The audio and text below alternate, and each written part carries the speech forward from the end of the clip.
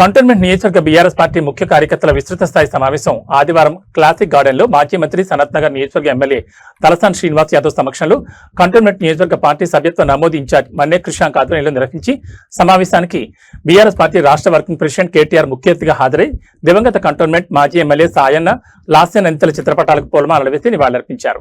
ఈ సందర్భంగా మాజీ మంత్రి సనత్ నగర్ ఎమ్మెల్యే తలసాని శ్రీనివాస్ యాదవ్ మాట్లాడుతూ తెలంగాణ రాష్ట్రాన్ని తీసుకొచ్చిన కేసీఆర్ గత 10 ఏళ్లలో చేసిన అభివృద్ధిని ఎవరూ చేపలేరని ఈ సందర్భంగా మాజీ మంత్రి సనత్ నగర్ ఎమ్మెల్యే తలసాని శ్రీనివాస్ యాదవ్ మాట్లాడుతూ తెలంగాణ రాష్ట్రాన్ని తీసుకొచ్చిన కేసీఆర్ గత 10 ఏళ్లలో చేసిన అభివృద్ధిని ఎవరూ చెరపలేరని ప్రస్తుత ప్రభుత్వానికి కాంగ్రెస్ పార్టీ 420 హామీలను తుంగలో తొక్కారని వారు కార్యకర్తలకు తెలిపారు.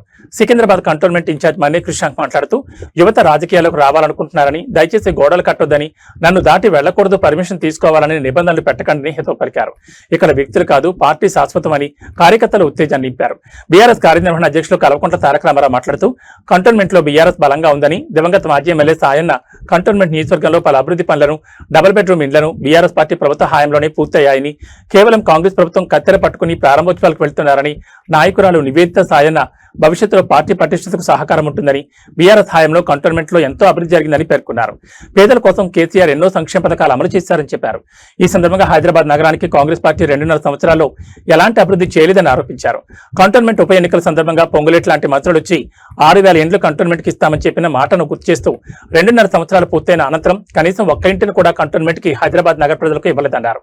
గత బీఆర్ఎస్ ప్రభుత్వ హయాంలో కేసీఆర్ నాయకత్వంలో హైదరాబాద్ నగరానికి అద్భుతమైన ఫ్లైఓవర్లను, అండర్ పాస్లను, బ్రిడ్జ్లను, 20,000 లీటర్ల ఉచిత తాగునీటిని, 1,00,000 డబుల్ బెడ్రూమ్ ఇండ్లను, జీవో 58 ద్వారా పేద ప్రజలకు ప్రభుత్వ భూములను అందించిన ఘనత ముమ్మాటికి కేసీఆర్దే అన్నారు. కానీ కాంగ్రెస్ వచ్చిన తర్వాత పేదల ఇండ్లపై పడి హైడ్రా భూతంతోని వేలాది మంది ఇండ్లను కూలగొడుతుందన్నారు. కంటోన్మెంట్ లో ఉన్న రక్షణ శాఖ భూములు ఇస్తే అటు కరీంనగర్ వైపు, నిజామాబాద్ వైపు స్కైవేల్ నిర్మాణం చేస్తామని 10 సార్లు కేంద్ర ప్రభుత్వానికి విజ్ఞప్తులు చేసినా ఏనాడూ స్పందించలేదన్నారు. చివరికి అప్పటి ప్రభుత్వ ఒత్తిడి మొన్న ఫలించిందని కేటీఆర్ అన్నారు. దీంతో పాటు కంటోన్మెంట్ నియోజకవర్గంలో ఆర్మీ అధికారులు అడ్డగోలుగా రోడ్లను ఎప్పటికప్పుడు బంద్ చేస్తే కేంద్రం దృష్టికి తీసుకెళ్లి ప్రజల సమస్యలు తీర్చామని గుర్తు చేశారు. హైదరాబాద్ నగరానికి అప్పటి ప్రభుత్వం చేసిన అభివృద్ధిని గుర్తుంచుకుని అన్ని సీట్లలో బీఆర్ఎస్ ని గెలిపించారని కేటీఆర్ గుర్తు చేశారు. కాంగ్రెస్ అనే దరిద్రాన్ని దేశం మొత్తం తిరస్కరిస్తే తెలంగాణలో ఆ దరిద్రం తిరిగి వచ్చిందన్నారు. ఈ రోజు జరిగిన సమావేశంలో స్పెషల్ ఇంటెన్సివ్ రివిజన్ పైన పార్టీ కార్యకర్తలకు దిశానిర్దేశం కేటీఆర్ చేశారు. కంటోన్మెంట్ నియోజకవర్గంలో బహుముఖ పోటీ ఉన్నప్పటికీ ఇప్పటికిప్పుడు ఎన్నికలు లేవు కాబట్టి అందరూ కలిసికట్టుగా కాంగ్రెస్ ప్రభుత్వానికి వ్యతిరేకంగా పోరాటాలు చేసి ప్రజలకు అండగా నిలవాలని సూచించారు. ఈ కార్యక్రమంలో కంటోన్మెంట్ మాజీ ఎమ్మెల్యే సాయన్న కూతురు నివేదిత, మాజీ MLA Sembipur Raju, Gajjala Nagesh, cantonment board మాజీ ఉపాధ్యక్షుడు జక్కుల మహేశ్వరరెడ్డి, మాజీ market committee chairman TN Srinivas, మాజీ కంటోన్మెంట్ బోర్డు సభ్యులు, పార్టీ కార్యకర్తలు, పలువురు సీనియర్ నాయకులు పాల్గొన్నారు. వారం రోజుల్లో మీరందరూ కూడా ఇంత ఉత్సాహంగా ఇక్కడికి రావడం మీ అందరికి కూడా పేరు పేరున కృతజ్ఞతలు. ఉద్యమకారులు, బీఆర్ఎస్ పార్టీ నాయకులు, సహకరించిన ప్రతి ఒక్క మాజీ బోర్డు మెంబర్లు, గజ్జల నగేష్ గారు, వారి అభిమానులు,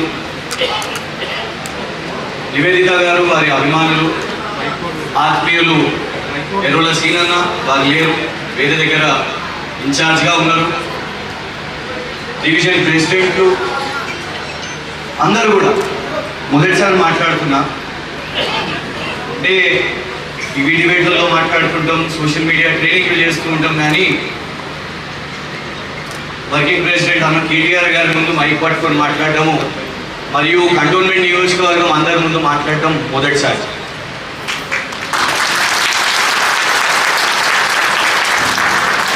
అందరు వక్తలు మాట్లాడినరు, స్థానిక నాయకులు అందరూ మాట్లాడినరు, స్థానిక అంశాలు మాట్లాడినరు. పెద్దలు గౌరవనీయులు తలసాని శ్రీనివాస్ యాదవ్ గారు ప్రస్తుతం ప్రభుత్వం చేస్తున్న అరాచకం, గతం మనం ప్రభుత్వంలో ఉన్నప్పుడు చేసిన అభివృద్ధి, ఇవన్నిటి గురించి కూడా మాట్లాడినరు. కొంత ఎస్ఐఆర్ గురించి మాట్లాడినరు. వారిని మొదట పార్లమెంట్ పంపించారు, ఆ తర్వాత మళ్ళా అసెంబ్లీకి పంపించారు. గాదర్ కిషోర్ గారు, లేటెస్ట్ గా గెలు శ్రీనివాస్ యాదవ్ గారికి కూడా అవకాశం హుజరాబాద్ బై ఎలక్షన్. అట్లా ఎక్కడికక్కడ ఉద్యమకారులకు అవకాశాలు వస్తున్నాయి. ఆ ఉద్యమం నుంచే రాజకీయంగా ఎట్లుండాలి, అరే ధర్నాలు చేసినాం, ర్యాలీలు చేసినాం, దెబ్బలు తిన్నాం, పోలీసుల అవమానాలు చూసినాం, అప్పటి కాంగ్రెస్ ప్రభుత్వం అవమానాలు చూసినాం, మనము రాజకీయం చేయొద్దా అని ఒక ఆలోచన. అక్కడి నుంచి ఎన్నో ప్రయత్నాలు, అంటే 2009 నుంచి మొదలు పెడితే ఇవాళ 17 సంవత్సరాలు ఈ యొక్క ప్రయాణం. 17 సంవత్సరాల తర్వాత ఇవాళ ఈ మైక్ అఫీషియల్గా మొదటిసారి పట్టు. నేను ఒక్కటి, ఎవరికి ఎలాంటి అనుమానాలు వద్దు, ఎలాంటి అపోహలు వద్దు. నేను కేవలం 2 నెలలకు సభ్యత్వ నమోదు బాధ్యత వహించడానికే వచ్చింది. 2 నెలల సభ్యత్వ నమోదు బాధ్యతని. ఎందుకంటే కేటీఆర్ గారికి ఎప్పుడు ఇచ్చినా నాకు బాధ్యతనే ఇచ్చింది. నేను ఏనాడు అసలు అనుకోలేదు. ఆ సోషల్ మీడియాలో 1000 మంది ఫాలోవర్లు ఉన్నాయి అంతే. అసలు 9 లైక్లు వస్తుండే, 10వ వస్తుందా ఇంకోటి పెరుగుతుందా అనే రోజుల్లోకి వెళ్ళి సడన్ గా సోషల్ మీడియా ఇచ్చిన కేటీఆర్ గారు అని అనుకున్నా. కానీ అక్కడి నుంచి మొదలు పెడితే ఇవాళ ఒట్టి ట్విట్టర్లో 170,000 మంది, అది టీఆర్ఎస్ కుటుంబం. ఇన్స్టాగ్రామ్ లో ఒక 50,000 మంది, ఫేస్బుక్ లో ఒక 80,000 మంది, అది బీఆర్ఎస్ కుటుంబం. సో ఒక వ్యక్తి ఆశయాల కంటే ఎక్కువ ఒక వ్యవస్థ యొక్క బాధ్యత, అది సభ్యత్వం యొక్క విలువ. ఇవాళ మీ అందరినీ కూడా కోరుకునేది ఏంటంటే, యువత మన దగ్గరికి రావాలనుకుంటున్నారు. గోడలు కట్టకండి దయచేసి. ఇవాళ ఆ 2000 ఖర్చు పెట్టింది కాబట్టి తన వసూలు పనిలో ఉన్నాడు. అది కూడా ఏది, మనం కట్టిన డబుల్ బెడ్రూమ్, 1 కాదు 2 కాదు 3 కాదు 4 డబుల్ బెడ్రూమ్ ప్రాజెక్టులు కట్టించారు మనకి కేసీఆర్ గారు. వాళ్ళేమో 6,000 ఇళ్ళ పెళ్ళి అన్నారు. ఏం లేదు, కానీ మనం 4 డబుల్ బెడ్రూమ్లు కట్టించామంటే మనం చేసిన పని చాలా గొప్పగా ఉంది. ఇక్కడ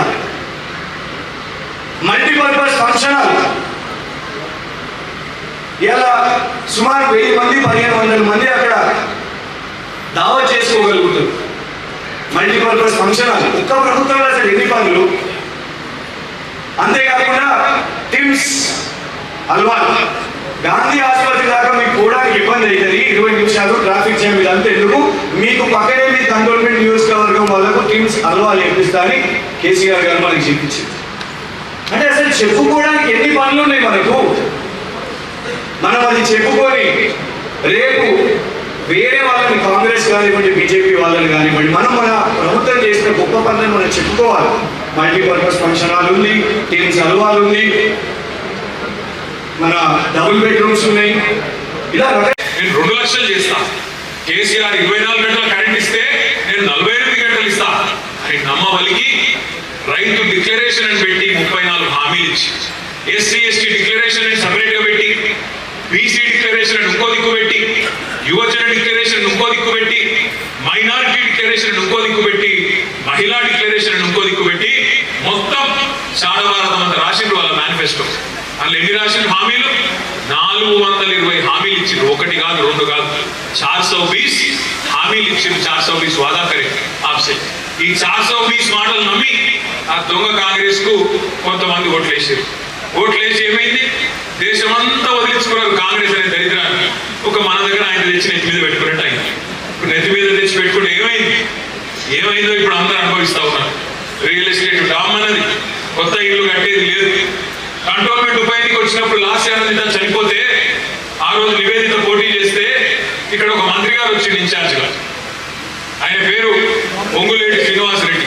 రైతు డిస్కమ్ కాదు, రైతు మెడకు ఉరిపెట్టే డిస్కాము, రైతులు సంపేసే డిస్కామ్ తప్ప ఇంకొకటి కానే కాదు. ఇక్కడ ఉన్న మీరు కూడా చాలా మంది రైతు బిడ్డలే ఉంటారు. అందుకే చెప్తున్నా, మీరు పట్టణపోళ్ళు అయినా మీకు కూడా రైతులతో అంటూ సొట్టు ఉంటుంది. అందుకే చెప్తా ఉన్నాను. ఇంకొక మాట కూడా నేను మీకు విజ్ఞప్తి చేస్తాను. సరే, రాజకీయం కైలాసం ఆట సొట్టు. అప్పుడప్పుడు మనం ఎంత మంచిగా పనిచేసినా పెద్ద బాబు మింగేస్తుంది. పెద్ద బాబు మింగితే ఏమైతే మళ్ళీ మొదటికెళ్ళి మొదలు పెట్టాలి. ఆడిరాలేదా మీరు? కైలాసం మాట ఎప్పుడన్నా ఆడిరాలేదు? ఆడిరా ఒక అట్లా అప్పుడప్పుడు అవుతుంది. మీరు హైదరాబాద్లో మంచిగానే ఓటేసింది, కానీ ఊర్లలో పాపం నమ్మిండ్రు. నమ్మిన పాపానికి ఇలా వాళ్ళే బాధపడుతున్నారు అందరికంటే ఎక్కువ.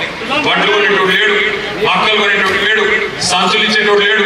వీళ్ళకు ధాన్యం సంచుల మీద లేదు, ఢిల్లీకి పంపే ధనం సంచుల మీద మాత్రం బాగా మోతున్నది రేవంత్ రెడ్డి గారు. ఆడికి మాత్రం మంచిగా పోతున్నాయి సంచులు, ఇక్కడ మాత్రం సంచులు లేవు. అందుకే నేను అనేది, ఇట్లాంటి దుర్మార్గమైన ప్రభుత్వాన్ని ఇవాళ దేశం మొత్తం కాంగ్రెస్ పార్టీని వదిలించుకున్నది దరిద్రం మాకు వద్ద. కానీ మనోళ్ళు నెత్తి మీద దుక్కున్నారు, దానికి ఇలా బాధపడే పరిస్థితి వచ్చింది. అందుకే మీకు ఒక 2 నిమిషాలు ఎస్ఐఆర్ అంటే ఏంటో కూడా నేను చెప్పే ప్రయత్నం చేస్తాను. ఆ రోజు సాయన గారు ఎమ్మెల్యే ఉండే, వారి కోరిక మేరకు ఒకటే ఒక్క మాట మీకెళ్ళి, హైదరాబాద్ అంతా ఎట్లయితే మీరు 20,000 లీటర్లు ఉచితంగా ఇస్తున్నారో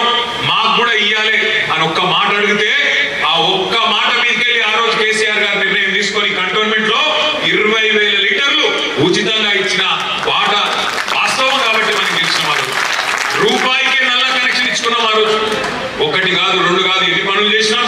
మీ మిలిటరీ వాళ్ళు సతాయిస్తుంటే, మాటి మాటికి రోడ్లు బంద్ చేస్తుంటే నేను తిరిగిన ఉత్తరాలు పట్టుకొని ఆ కేంద్ర మంత్రుల చుట్టూ, రక్షణ మంత్రులు, సార్ ఇట్లా మీరు రోడ్లు బంద్ చేస్తే హైదరాబాద్ ఆగమాగం అవుతుంది, మా కంటోన్మెంట్ లో ప్రజలు ఆగమాగం అవుతారు, ఇష్టానుసారంగా అడ్డగోలుగా రోడ్డు బంద్ చేయొద్దు మీరు అని డిమాండ్ చేసినాం. మనం ఆఖరికి వీడికెళ్ళి మన జూబ్లీ బస్ స్టాండ్కి వెళ్ళి అటు షామీర్పేటకు పోయేందుకు మనం పెద్ద ఫ్లైఓవర్ కడతామంటే జాగా ఇయ్యలే. చాలా కాలం 5 కేంద్ర మంత్రులు కలిసినాం, బతిమలాడినాం.